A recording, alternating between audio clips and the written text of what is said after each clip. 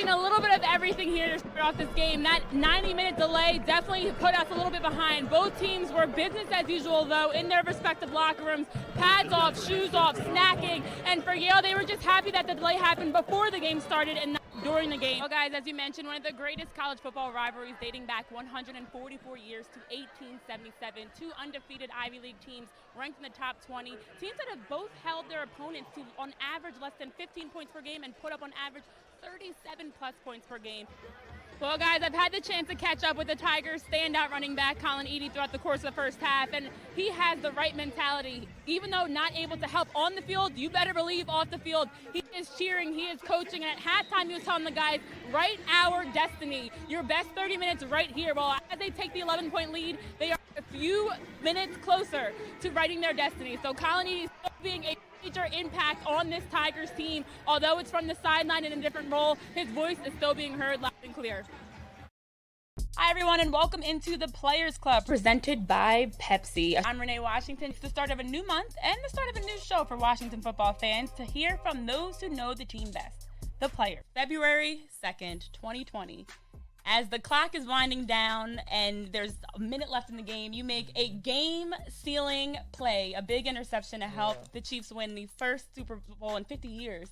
And just take us through that journey from being traded to being a part of the Kansas City Chiefs to helping win a Super Bowl. Yeah, it was. If you could play another position, what would it be?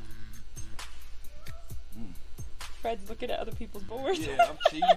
I mean, I'd have played about 3 or 4 if I could have. Looking at other people's answers.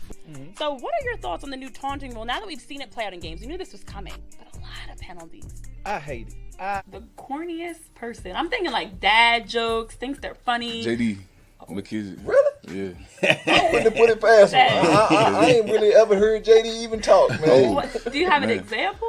What's he do? It's like every day. For us here on the Players Club, of course, we've got more behind-the-scenes stories, games. You can always check us out on Fridays. We're across all streaming platforms wherever you catch your podcast. Also on the Washington football team's website, YouTube page, on your local television station. There's no reason to miss the Players Club. Come on down, Lior. Big free throw at the end of the game. You finished with 21 points on the night and help your team get a Big 5 win. Talk to me about what you saw from your team tonight. You guys went on a 23-9 run to close out that game, to walk away with the win. Take us through the end of that game. Coach Wright has been urging his team to pay attention to the little details, take care of the ball, and there's a lot of game left to play. Well, guys, Cornell comes in ranked number 2 nationally in assists per game and off to their best start since the 2009 season that ended in a Sweet 16 run.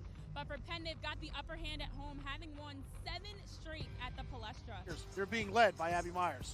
And the senior captain is coming off of back-to-back Ivy League Player of the Week honors for a reason, leading not only the Ivy League but also the NCAA, and has landed a spot in the top 50 in field goals and points per game, averaging just over 18 points per game. Kayla, congrats on the big win. You guys outscored the Quakers 26-6 in that fourth quarter. What changed for you?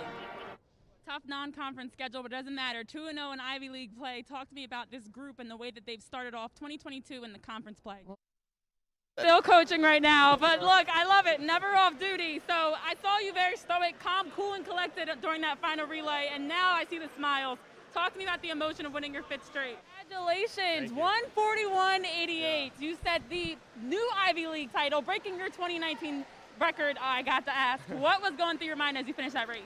Well, guys, Ronnie Koslaw did apologize to me for not being able to meet me at the podium for an interview because he's behind me as we are preparing for the final event of the 2022 championship. Things might be winding down, but they're getting loud. They're heating up at a meet record time, and you get an NCAA B-cut time. Talk to me about that performance last night. Congratulations, Shane. You dropped nearly 30 seconds off of your prelim time. What adjustments did you make? It is scoreless at the half, Sebastian, and we were talking a little bit offensively about what the team needs to do, as they have struggled to finish some great looks that they've had, including one from the opening back. I know pregame we spoke about how the team needs to make sure they're tightened up, minimizing any sort of mistakes out of the back. We saw some turnovers, some missed passes and miscues. What do you think they need to do defensively to clean up those errors? Yes, now there's a lot to take away from this game on both sides of the ball, and we definitely saw even bright moments like 5 homegrown players on the field. You have Anthony Fontana with 2 goals to help them win this game. If you're head coach Jim Curtin, what do you take away from this game to learn from and be better as you get into the next game? This is not only going to have the feel of a postseason game, but honestly more of like a championship game, because whoever wins this is in the driver's seat. Two offensive powerhouses leading the country in shots on goal per game. It's going to be a good one. This is what the non-conference schedule is all about, Jeff. It's so exciting to see how both teams have had the chance to play some top 10 teams in the country, not even just top 25 opponents. And coming into this match ranked, it's going to be some great soccer for at least 90 minutes, I can tell you that. Coming into today, they have 2 regular season games left, both these teams do, and it's senior day, and they're looking to close out with 2 wins to see if they can catch Brown at that number 1 spot possibly.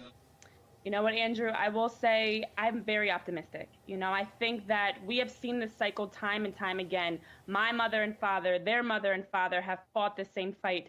And I think now between the power of social media and digital platforms, and even us having this conversation from 2 different countries to be able to address these issues head on, this is the time. I don't think that in this moment, people are complacent with all the protests and complacent with the movement we've seen so far. This is just the beginning.